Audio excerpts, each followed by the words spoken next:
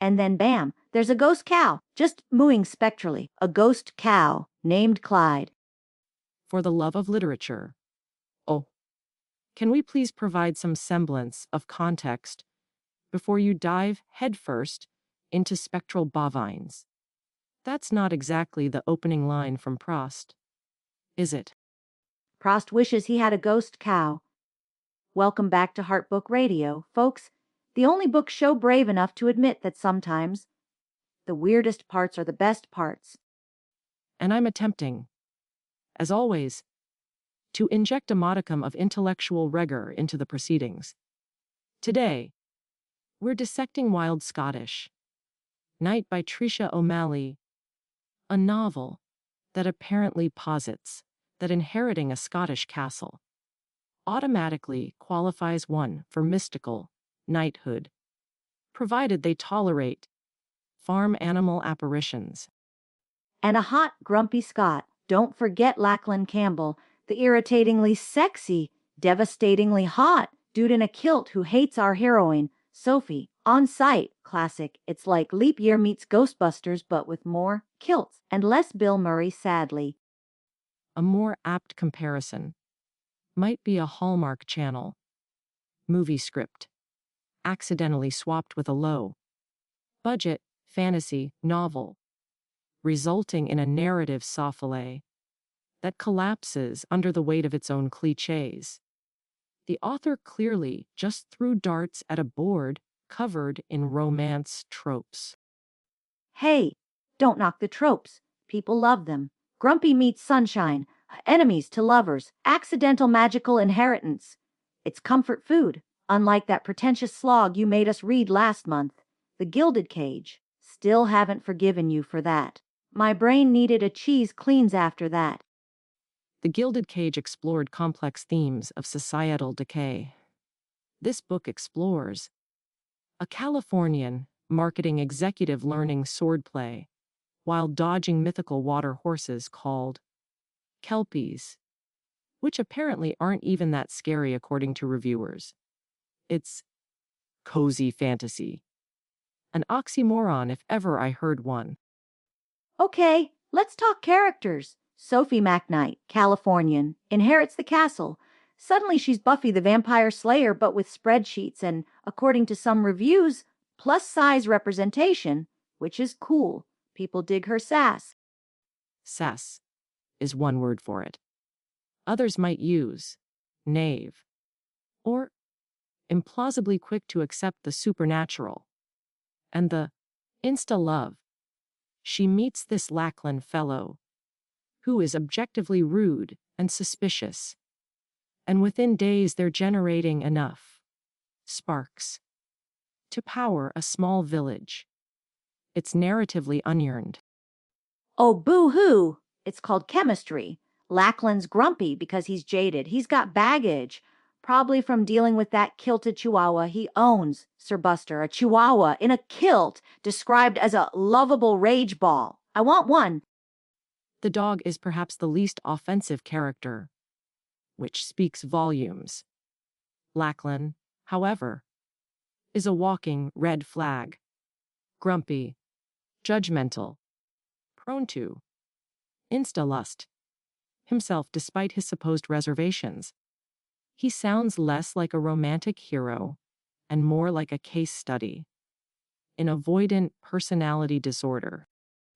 He's bossy in the bedroom, though that's what the 5-star reviews say, and he has a dirty mouth. Some people are into that. Not everyone wants Mr. Darcy politely asking for a cup of tea. Sometimes you want a guy who looks good and played and tells you what to do. Allegedly. That is wildly inappropriate speculation about fictional characters' private lives. And frankly, glorifying bossiness is problematic. It reminds me of your defense of that manipulative protagonist in Don't you dare bring up the Gilded Cage again. Lachlan's grumpy. Okay, like my neighbor Barry when someone parks too close to his prize winning petunias. Doesn't mean he's a bad guy deep down, unlike Sophie's dead uncle who apparently had 7 wives of 7. Now that's a character worth assassinating. Posthumously, of course. Agreed. The uncle sounds like a cautionary tale against serial monogamy, at the very least. But does any of this menagerie of clichés, spectral cows, and angry lapdogs actually make the book good? Define. Good. It's fun. It's escapist. People love the banter. They love Lachlan emerging from a loch all wet and kilted. They love the weird sidekicks. One reviewer literally said, "There's a ghost cow, you guys, and he's adorable." Adorable. Adorable spectral livestock does not equate to literary merit. Some reviewers found the pacing wildly inconsistent. Others were driven mad by the miscommunication trope near the end, and one poor soul tapped out because it reminded them too much of a cheesy Netflix Christmas movie. So, cheesy Christmas movies are popular for a reason. Sometimes you just want predictable comfort. Although, I did see one review that made me laugh. This person was furious because Sophie kept nibbling her lower lip. They were like, "Woman, do not nibble their lower lips." I had to double check that this was written by a woman. The things people fixate on. While I agree the lip nibbling trope is overused and often infantilizing, focusing on that seems disproportionate given the presence of a ghost cow. Right? Priorities.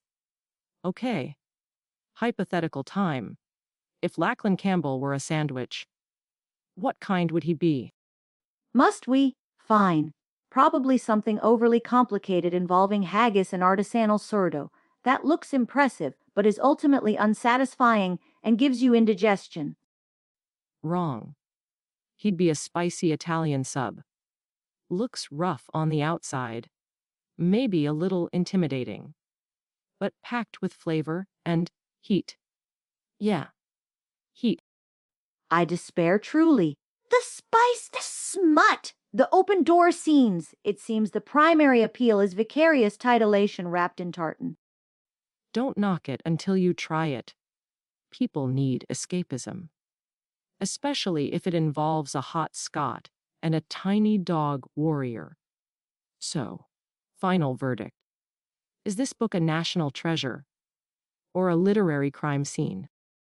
From a critical perspective, it's a derivative patchwork of tired tropes lacking depth or originality. However, I concede the sheer audacity of the ghost cow is memorable. I give it 1 out of 7 dead uncle's ex-wives.